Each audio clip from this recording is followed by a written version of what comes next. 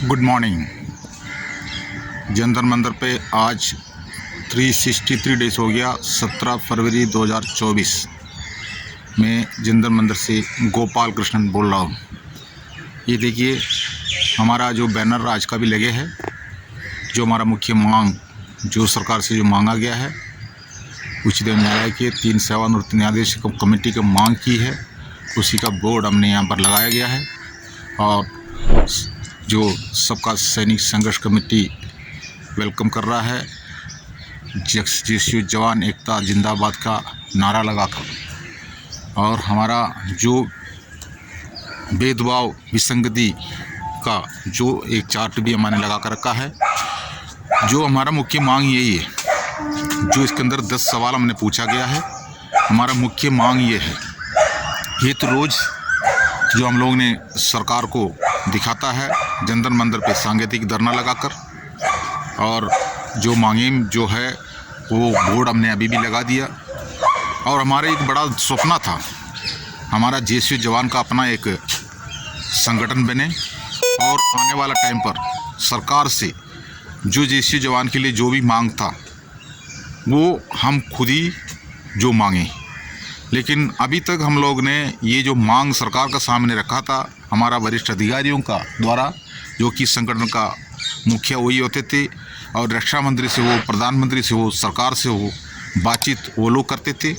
लेकिन उन्होंने हमारे को ज़मीन आसमान का फ़र्क लेके आया, वो अपना फ़ायदा लेने का कोशिश किया, बिल्कुल कामयाब हुआ। तो आरोपी 1 और 2 आपने देखा, और 3 आने वाला है। और आने वाला टाइम पर जेएसयू जवान को पेंशन मिलेगा, उसके बारे में भी कोई गारंटी नहीं। तो जंतर मंतर के सीन में आपको दिखा रहा हूँ। और जंतर मंतर पे 144 धारा लगाने के कारण इसी के अंदर किसी को जो आंदोलन करने का अनुमति नहीं है। जो आपको दिखा रहा हूँ, इसी के अंदर बिल्कुल जीरो बना कर रखा है, और बाहर फोर्सेस फालिंग हो रहा है। मैं वो भी आपको दिखाएंगे।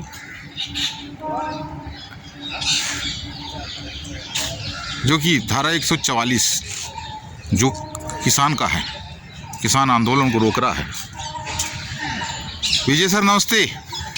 सर कैसे हो? सर अभी आपको रास्ता में कहाँ रोक टोक हुआ बताइए। सर मेरे इधर तो पूरा वही बैरिकेड्स लगे हुए हैं। मैं दामोदर की तरफ से आता हूँ तो रास्ते में 4-5 जगह वो स्पष्ट शब्दों में लिखा है, मैं फ़ोटो नहीं खींच सकता, उधर लिखा हुआ है कि धारा 144 लगी हुई है और आप जो है ग्रुप में इकट्ठा ना। हाँ सर, हमारा जो बैनर लगाने का अनुमति नहीं है, लेकिन हमने सरकार को हमने बिना बैनर का जो हमने अपना मांग कैसे दिखाऊं, इसलिए हमने अपना बैनर लगा दिया है। जो 363 डेज हो चुका है, और हमने अपना मुख्य मांगों को सरकार के सामने जो शो करके रखा है। अब थोड़ी देर में यहाँ पर खुफिया विभाग, दिल्ली पुलिस का स्पेशल विंग और सीबीआई, क्राइम ब्रांच और एमओडी का जो टीम आएंगे, और उनका साथ में कहा सुनी भी होता है, जो कि आप लोग कैसे लगा दिया, क्यों लगाया। लेकिन ये तो एक बात ऐसे है, हम 1 साल से बैठा है, हम 1 साल से यहाँ पर बैठा है, तो हमारा मांग सरकार के सामने हमने संवैधानिक तरीक़ा से रखा था, लेकिन सरकार का कान में नहीं गया, तो उसमें हमारा गलती नहीं है। और हम लोग ने जो अपना जो बेल पर हम लोग ने जो अपना फेडरेशन बना के सरकार से बातचीत करने का कोशिश किया, लेकिन वो फेडरेशन को भी जो किसी ना किसी तरीक़ा से उनको खींच दिए।